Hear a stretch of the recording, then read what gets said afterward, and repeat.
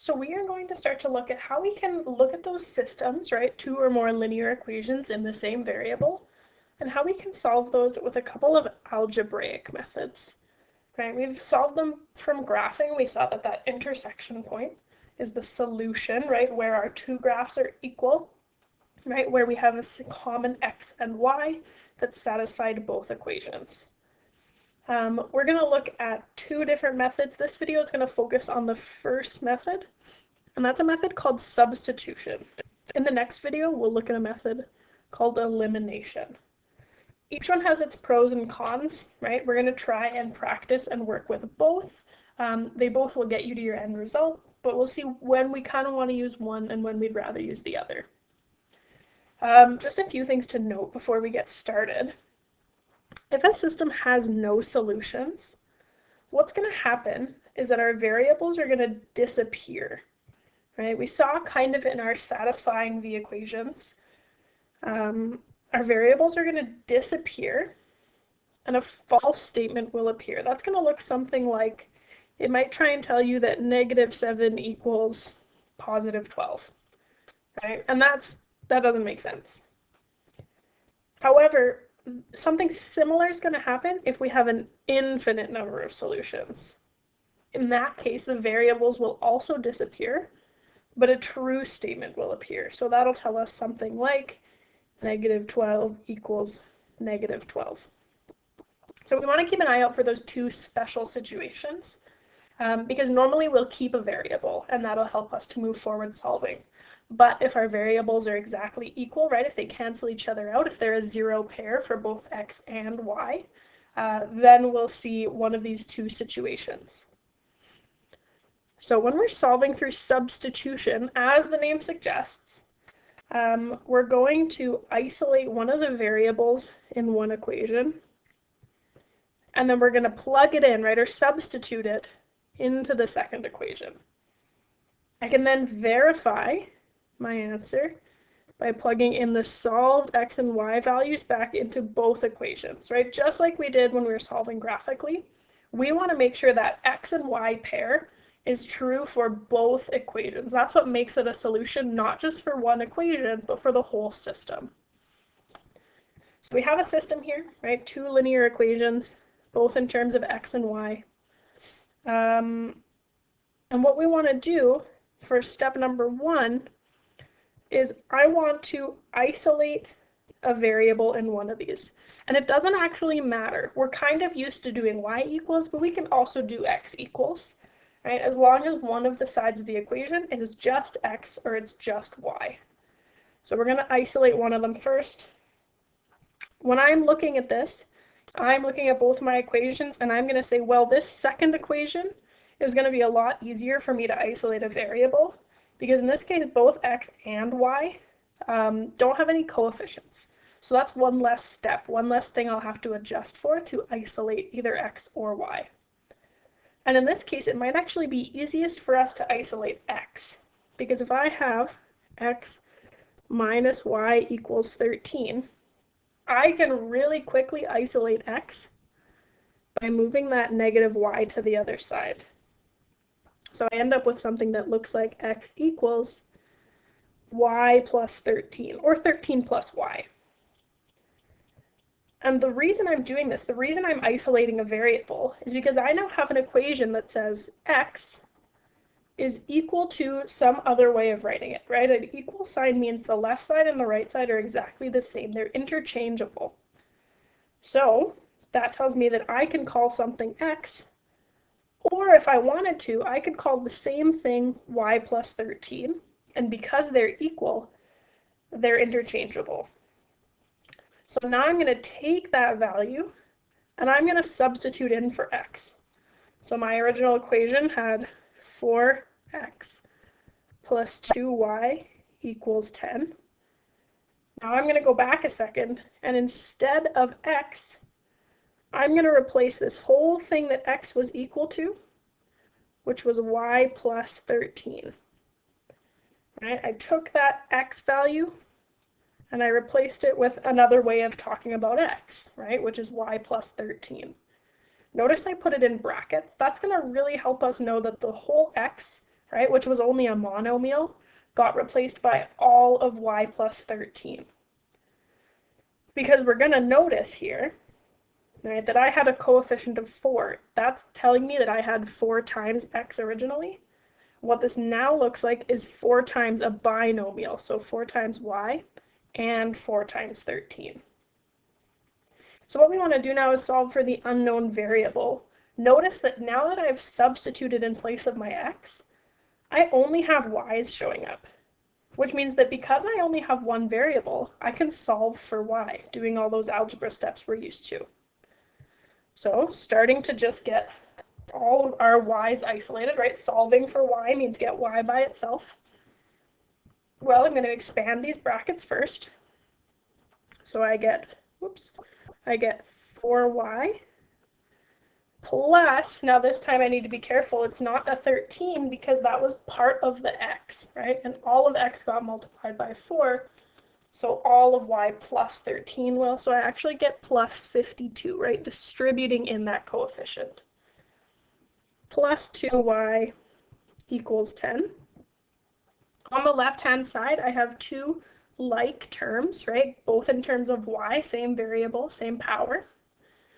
So I actually can combine those coefficients. I had 4y's, I added 2 more. I have 6y's.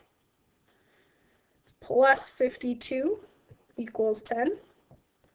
Right? Now I want to combine my my constant terms. So I'm going to bring that 52 over to the right side. Again, I'm trying to get y by itself. Solving for y means isolate the y variable as a single variable. So I get 6y, and I get negative 42. On the right-hand side, I had 10, but I subtracted 56. Last step, I'm going to divide both sides by 6. Right, I've isolated y, I've solved for y because I have an expression that says y is equal to this value, right? That's a solution.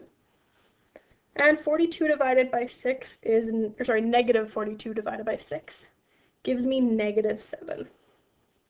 But if we remember from solving graphically, a solution to a system had to have an x and a y value, right? On a graph, it was a point, it was a coordinate that had both an x and a y coordinate. So far I have the y. Now I need to find the related x. What this is telling me so far is that both equations share that same y value. We need to find out what x value they also share, what x corresponds to that y in both situations. So the way I can do that is I'm going to use my solved value, so that's this negative 7 here, by substituting it into either, I have my choice, whatever is going to be easier, of the original equations. And we'll do both just so we can see the difference. So our first equation was 4x plus 2y, but remember y has a value of negative 7. So we're going to substitute that in. And that one was supposed to be equal to 10. So now, since I've substituted in a value for y, now I only have an x variable. So I can now solve for x. So working through those steps, right, I'm going to simplify all of my terms first. 4x minus 14 equals 10. I'm going to bring that 14 to the other side by adding 14 to both sides, right? Gets rid of that negative 14. I get 4x equals 24. Last step, divide both sides by 4. I get x equals 6. So what that tells us right now is that x equals 6, y equals negative 7 is my solution. So 6, negative 7 is my solution. We can also, right, we have the option, because we know that they share that same y value, and because we know that that's where they're equal to each other, they have to have the same x. So I could have taken that second equation that looked like x minus y equals 13. Right, so I had x in place of the y, I substituted in that -7. Here we end up with a little bit of a double negative. I'm subtracting -7 because the subtraction was part of the equation, but the negative was part of the value of y. So I get an x plus 7 equals 13. I subtract 7 from both sides, and I get x equals 6, right? I've gotten the same value for both, and that's going to happen every time. So it's up to you. You don't have to do both. It's up to you to decide which of our two equations you want to substitute back into. I would say, look at this and decide which one you think the math is going to be easier on. Again, the fewer coefficients we have usually means the math has fewer steps. So I would recommend substituting into the second equation in this case, but it's up to you. You can always choose one or the other. You'll always get the same result. So the last step here is we want to verify, right? Just like we did when we solved graphically, we want to make sure we have the correct answer. So we set our solution at an x value of 6 and a y value of -7. If I go ahead and I go back to those equations, I had 4x. This time I'm going to substitute in both of those variables. Plus 2 -7 equals 10. Right, again, to verify, I want to make sure, right, when I say verify, I want to make sure that the left side and the right side are the same value. I want to get a true statement. So in this first one, I want to make sure that I get 10 on the left side. So I'll do the calculations. 4 times 6, I get 24, plus 2 times 7, I actually get a -14. Oops. And the right-hand side stays the same. Again, we don't want to move things back and forth when we're verifying.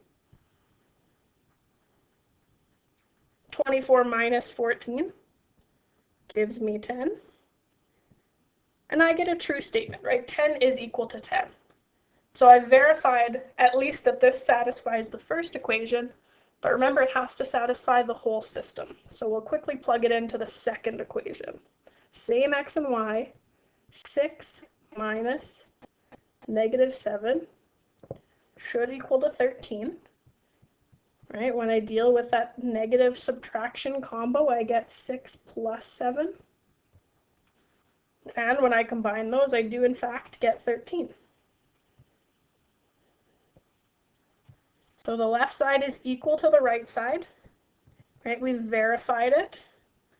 So we can for sure at this point say that 6 -7 is a solution. We can say it solves the system. Right, so this was a system with one solution, and we found that one solution, and we made sure that we were correct in all of our math. So let's look at a few more here. We have 6 examples. We'll go through the first couple, and then we'll come back and I can show you the answers for the other 2. So when I'm looking at something, especially like this first one, right, this first system, I'm asking myself when I'm doing substitution, what's going to be the easiest variable to isolate? In either equation, what's going to be the easiest thing to get by itself? And for this first one, I'm seeing a single y, right? No coefficients. It's already positive. That's my red flag that says this is going to be, sorry, not red flag, positive red flag, that says this is going to be the easiest thing to get by itself. So let's use that second equation to isolate.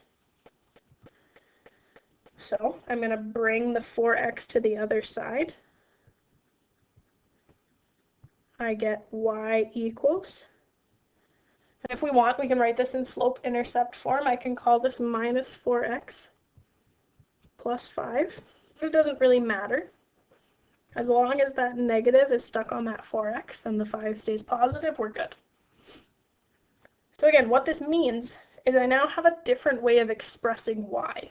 I can call things in this system y. I also know that I could call them negative 4x plus 5, right? Because those are equal, they're interchangeable. Now the main thing here is I want to make sure I go back to the first equation now. I want to substitute this value in for the y in the equation that I didn't just work with. right? Because I'm comparing the two lines. I don't want to substitute a line into itself, because that's not telling me about the system. So I look at my top equation there. I can leave it in the order it's in. It doesn't have to be in general form or any fancy form. I'm going to call this 2x minus 4. Again, I'm going to use those brackets when I'm substituting in because I have multiple terms here. I want to make sure everything is in place of that y. So that minus 4x plus 5 and then equals 7, right? I'm taking exactly where that y value was, replacing it with what that y value was equal to. Now again, right, notice that the y's are all gone. There's only x's this time. And it doesn't matter what you solve for first. We can solve for x first, or we can solve for y. But we're going to solve for x in this case. And I'm just going to move these questions out of the way. So now, right, again, my goal is to try and isolate x. So first thing is I'm going to get x out of this brackets. I'm going to distribute this minus 4, right, multiplying into both terms, because y was actually a binomial when I replaced it. So I get a 2x. Negative 4 times negative 4x gives me a plus 16x. I get a minus 20. And then that's equal to 7. Now I'm going to combine those like terms, right? That's going to look like me combining my x terms. I can also, while I'm here, combine my constants. I'm going to bring that 20 over to the right-hand side. What that's going to look like is I now have 18x, right? 2 x's plus 16 more x's. On the right side, I get a 27. And then here, isolating x, divide both sides by 18.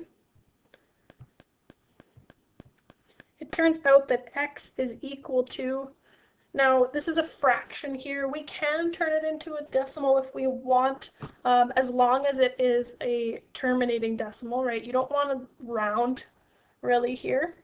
But in this case, 27 over 18, we can call that 3/2, right? If we reduce by that common factor of 9. Or to make the math easier, we can call that 1.5.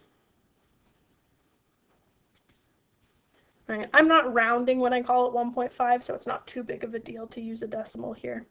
But if you can leave it as a fraction, might as well do that. Now remember, this isn't our full solution. I now only know the x value. I'm going to take this value, this 3/2, and I'll use the fraction method, but you can use decimals if you want. And I'm going to substitute that back in, again, to either equation. I'm seeing less coefficients, less work in the second equation, so that's probably where I'll plug that in. But you could plug it into the first equation, you would get the exact same result. So let's go ahead with that. We had 4 x's, but remember now x's are equal to 3/2 plus y equals 5, right? I'm just taking that new value that I call x and substituting it in for x in either of those two equations.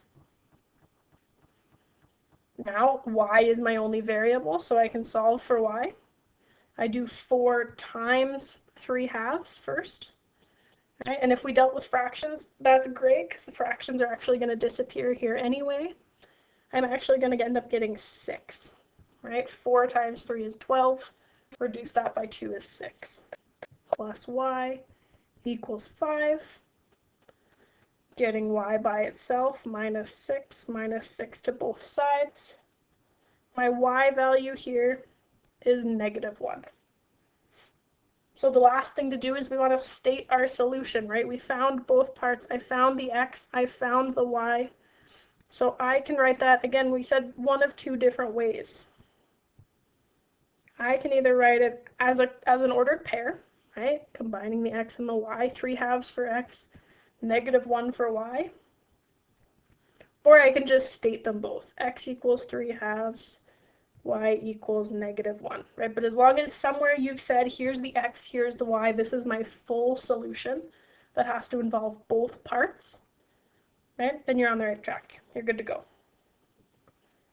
So let's move on to the next example. Again, first thing I'm doing, I'm looking at these two equations and I'm saying, is there any variable that's going to be easiest to get by itself? And I notice there's a single y up here. That might not always be the case. Right? But if you have a variable with no coefficients, that's probably your easiest variable to isolate. Right? If we take a quick peek over at the third one, we don't see any isolated variables there.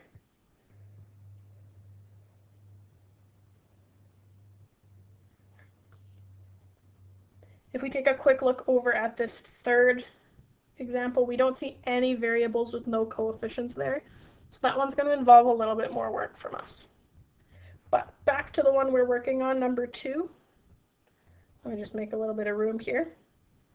We're going to first of all isolate that variable we've highlighted, isolate y.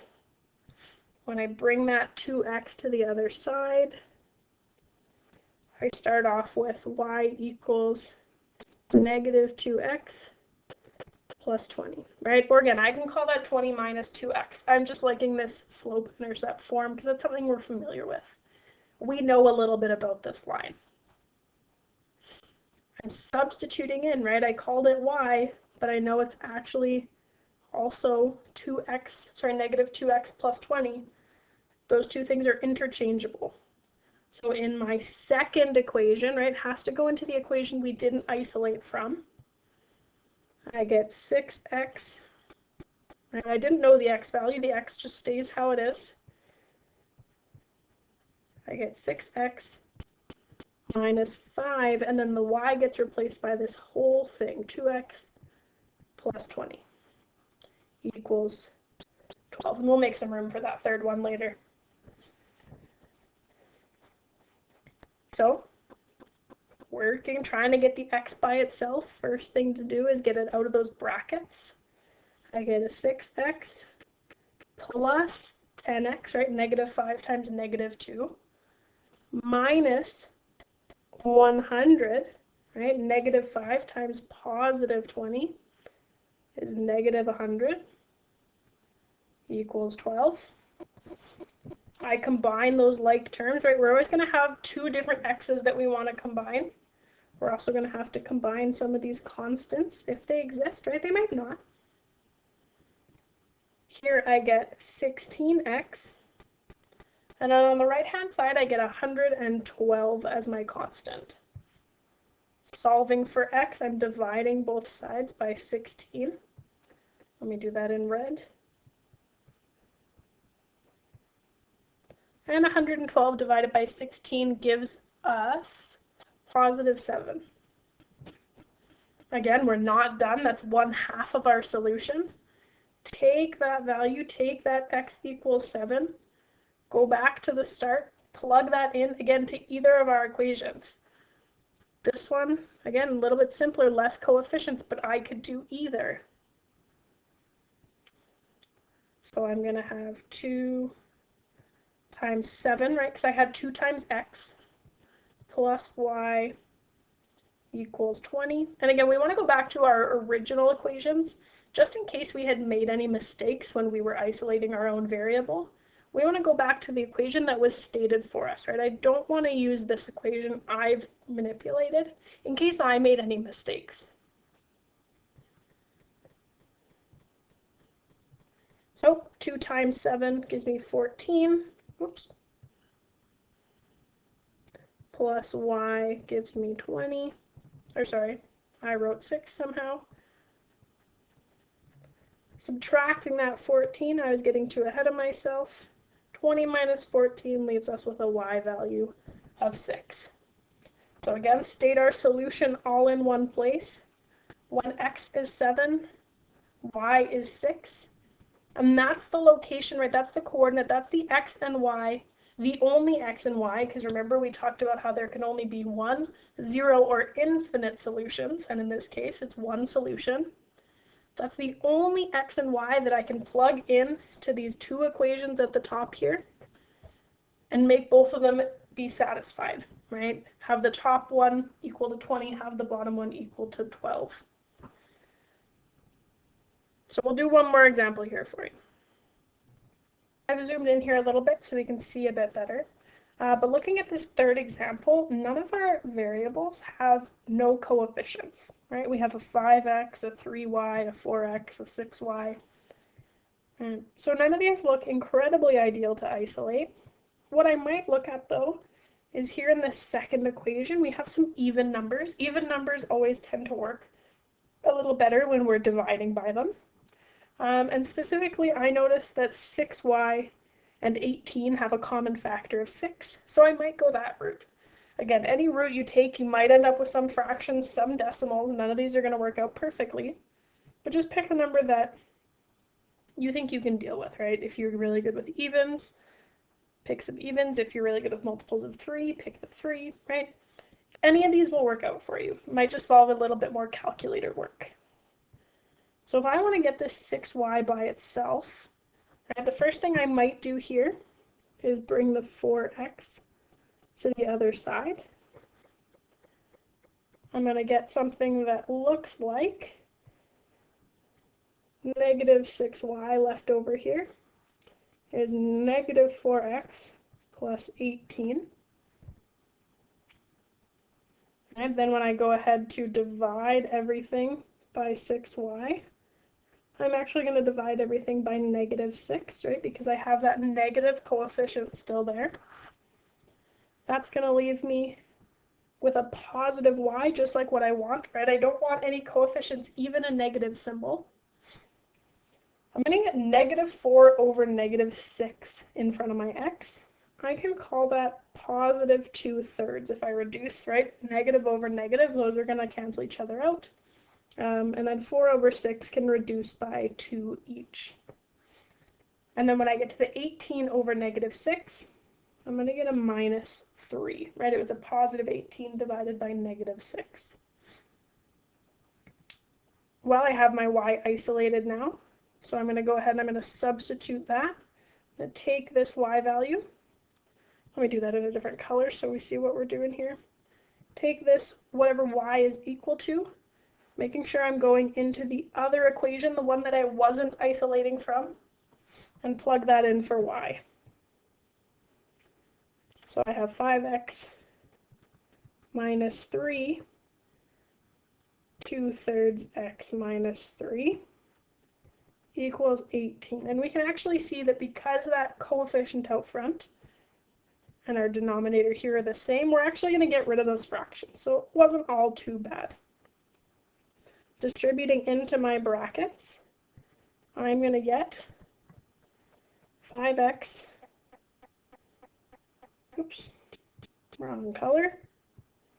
I'm going to get a 5x, still there. I'm going to get a negative 2x, right? Because when I multiply, we remember this from the last topic, when I multiply a number by its denominator, those two factors reduce, and I'm just left with the numerator. Here there was a negative involved, so the sign is going to change. Then I do negative 3 times negative 3, I get a positive 9. That's equal to 18. I combine all of those like terms, 5x minus 2x equals 3x. I subtract 9 from both sides, right, to move that constant over. And the last thing I divide by 3, 9 divided by 3 leaves me with 3. So we actually ended up with a nice number, even though it looked a little messy along the way. Now plugging this x value in, again, doesn't matter which one I plug it into. We can do that first equation again just to make some more use out of it. So it was 5x, but remember we said x was 3, minus 3y. Right now that's what we're trying to find. We know the x part of the solution. We need the y part. 15 minus 3y equals 18.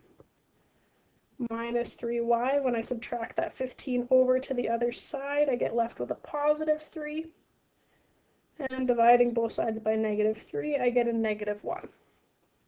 So this example gives me a solution of 3, negative 1. Right, we could always verify that, but there's quite a few steps solving algebraically regardless.